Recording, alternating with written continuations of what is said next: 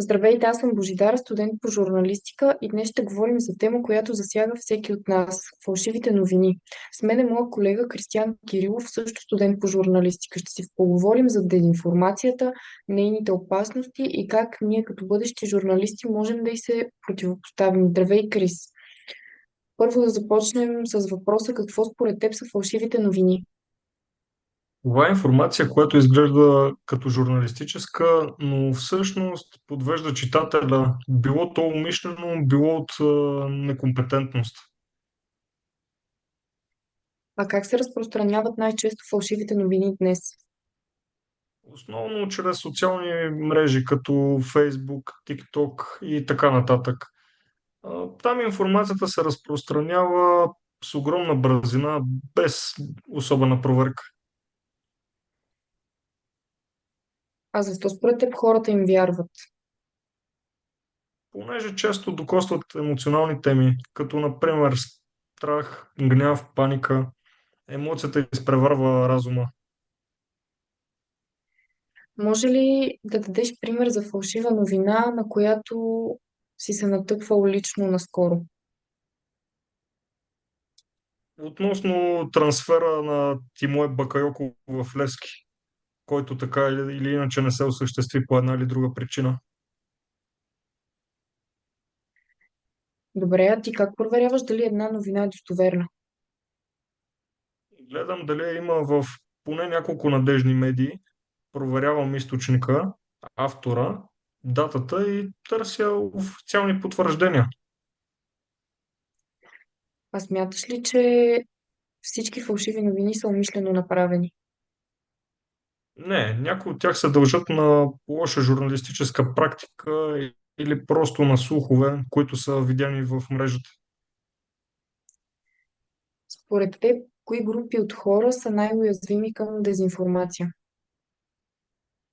Възрастните, които не са дигитално грамотни и млади хора, които не проверяват източниците си за информация, а просто скролват и споделят. Добре, а смяташ ли, че образованието ни като бъдещи журналисти ни подготвя достатъчно?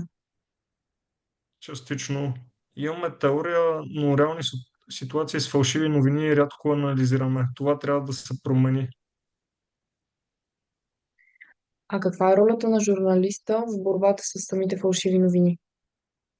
Да проверява фактите, да не публикува непотвърдена информация и да образува аудиторията си.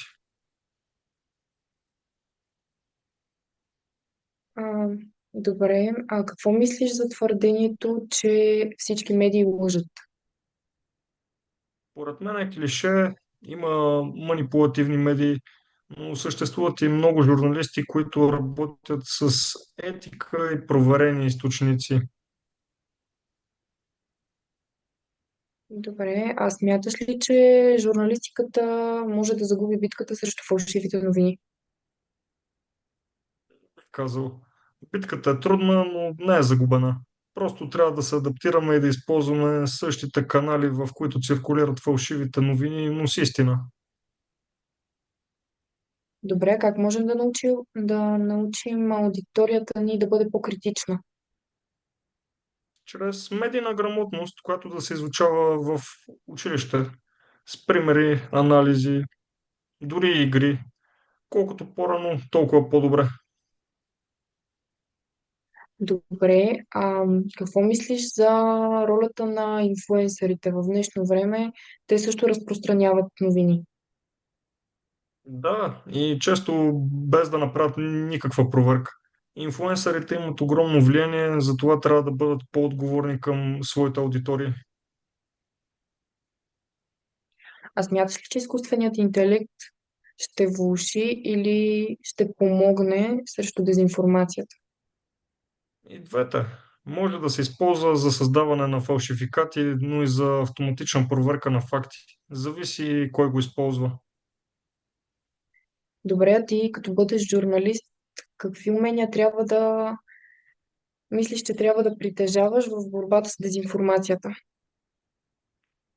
Етично мислене, добра проверка на източници, познаване на дигитални инструменти и етични стандарти. Добре, и последен въпрос. Какво би казал на хората, които вече не вярват в нито една новина? Разбирам ги, но вярвам, че истина винаги има. Просто изисква малко усилие. Не спирайте да търсите и да се информирате от надежди и източници. Добре, благодаря ти за откровения разговор. В днешния свят, където новините се появяват и разпространяват за секунди, от нас, журналистите, зависи да останем критични, отговорни и ангажирани с истината. Благодаря и на вас, че ни гледахте. До скоро!